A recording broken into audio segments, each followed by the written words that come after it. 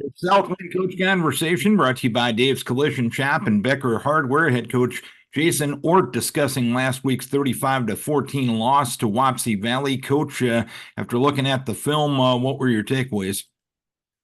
Missed a lot of tackles, Darren. We have to do a better job. We had a really good game plan. We had a lot opportunity to make some plays.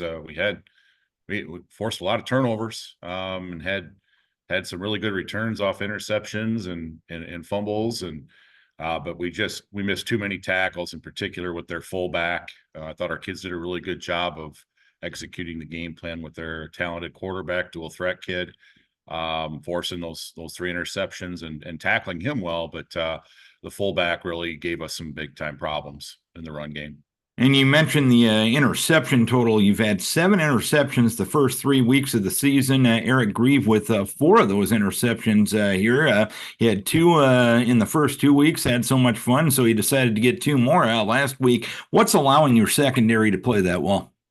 Well, it's a combination of our kids and then Carter Wentold, who was a player for me. He's our defensive coordinator, and he's running a lot of the same schemes that we did with him when he was a player for us, and so he's got a really good grasp of what's going on in the secondary, and he's really doing a fine job of teaching those guys.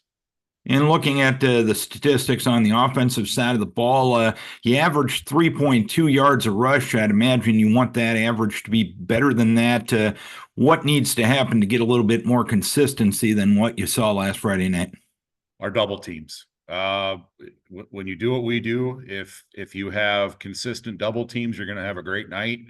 When they're able to split double teams and get penetration in the backfield at the point of attack, you're going to struggle. And we had to throw the ball way more than we'd like to. We were successful at throwing the ball when we've been, which is a good thing, but we're a running team. We have to run the football. We have to have great action double teams. We really need our offensive line to step it up and get back to playing the way that they're capable of. We had an off night, I think. Getting our leader back is going to help. We're going to have Tristan Bodensteiner back in the lineup this week, so we're really excited about that.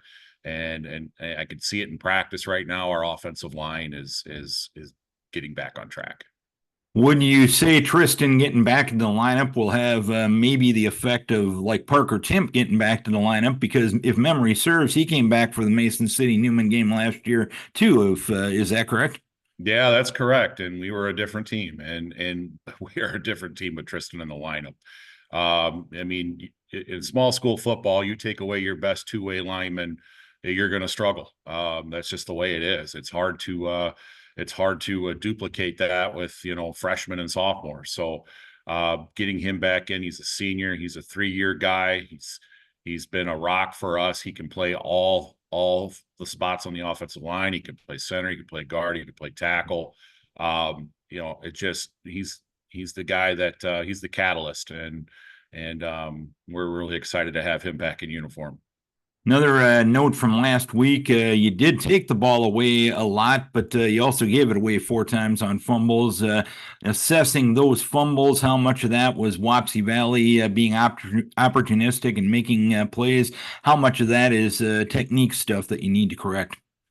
It's a combination of the two. They're an outstanding defense, and they, like I said, when they're splitting double teams, then that's going to get in your meshes, and that's gonna affect whether you're giving the ball or pulling it and pitching it, and so when that happened on a few occasions, when we turned it over, that's a product of what they're doing. We got to execute better, but at the same point in time, that's a really good football team, Darren, and I liked how we measured up for a good portion of the contest, but we got to clean some things up going forward. And this week, you got Mason City Newman coming to town for homecoming. What are you expecting out of the Knights? Very explosive on offense, but they've had their struggles on defense. It's a team that, athletically, they're going to compare very well to us. But it's going to come down to the play in the trenches. And we've really stressed that this week. And I really like our chances up front. We went toe to toe with Wapsie Valley last week, and I feel like they won that battle. We're going to try and do our best to win that battle up front this week. And how have your kids responded here early in the week in practice to knowing the fact that you got to play better up front?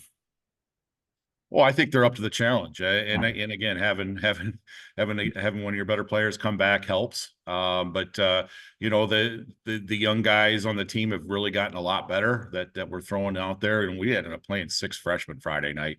You know, and that's a group of kids that's not used to being successful, but they're really coming in and doing the best that they can and helping us out in key roles.